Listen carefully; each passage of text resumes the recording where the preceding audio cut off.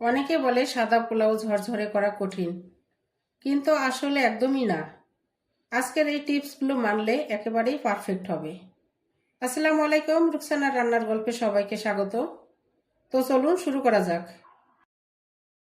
প্রথমে একটা কড়াই নিয়ে নিচ্ছি। এখন দিয়ে দিচ্ছি পরিমাণ মতো তেল। আমি এই তেলটাতে বেরেস্তা ভেজে রেখেছিলাম।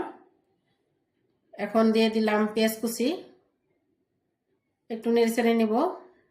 দুটো তেজপাতা দিলাম,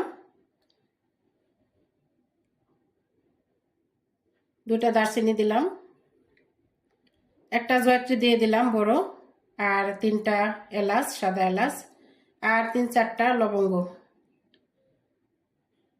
আর দিয়ে দিলাম 4-5টা কাঁচামরিচ। এখন একটু ভেজে নিব। জয়ত্রীটা দিলে শাহি ফ্লেভার আসে পোলাও থেকে, খুব মজা হয়। 1 চা চামচ আদা দিয়ে দিলাম, আর 1 চা চামচের একটু কম রসুন বাটা দিয়ে দিচ্ছি। এখন একটু ভেজে নিব মশলাটা, কাঁচা গন্ধটা যাওয়া পর্যন্ত। একটু ভালো করে মশলাটা ভেজে নিলেই গন্ধটা চলে যায়, সুন্দর একটা ফ্লেভার আসে। 1/2 কাপ দিয়ে দিলাম তরল মিল্ক। এটা আড়ঙের জাল করা, তাই আর জাল করা লাগে নাই। এখানে আমি রাইস কুকারে রান্না করব, তাই 1 কেজি পোলাও চালের জন্য 1500 ml, মানে 1.5 কেজি পানি দিতে হবে। পানির মধ্যে আমি এখন ওই মশলাটা দিয়ে দিলাম।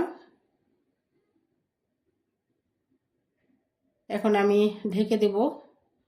এখন দিয়ে দিচ্ছি লবণ। 1 কেজি চালের জন্যে 1.5 চা চামচ লবণ দিলেই পারফেক্ট হয়ে যাবে। এখন ঢেকে দিয়েছি বলক ওঠা পর্যন্ত। বলক উঠে গেছে অলরেডি। আমি 1/2 কাপ দুধ বেশি দিয়েছিলাম 1500 ml থেকে, তাই একটু জাল করে কমিয়ে নিয়েছি। চালটা আমি আগে থেকে ভিজিয়ে রেখেছিলাম আধা ঘন্টা ভিজিয়ে রাখলে ভালো হয়। পরে চালটা দিয়ে দিলাম। এখন আমার রাইসটা কমপ্লিট হয়ে গেছে। এখন আমি 1 টেবিল চামচ ঘি দিয়ে দিচ্ছি। আমার রাইস কুকার ওয়ার্মে এসে গেছে, তাই এখন আমি একটু নেড়েচেড়ে ঘিটা মিশিয়ে ঢেকে দিব, তাহলে আমার ফুটে যাবে।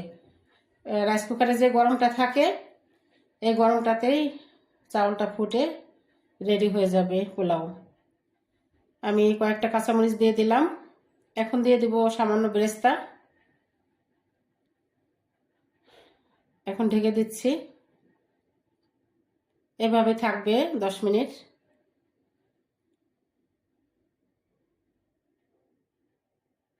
তো দেখতে পাচ্ছেন আমার পোলাও রেডি। খুব ঝরঝরে হয়েছে, অসাধারণ হয়েছে।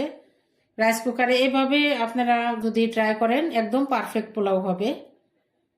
আমি কয়েকটা কাঁচামরিচ আর একটু বেরেস্তা দিয়ে সাজিয়ে নিলাম। যদি ভিডিওটি ভালো লাগে অবশ্যই লাইক, কমেন্ট, শেয়ার, অবশ্যই সাবস্ক্রাইব করতে ভুলবেন না।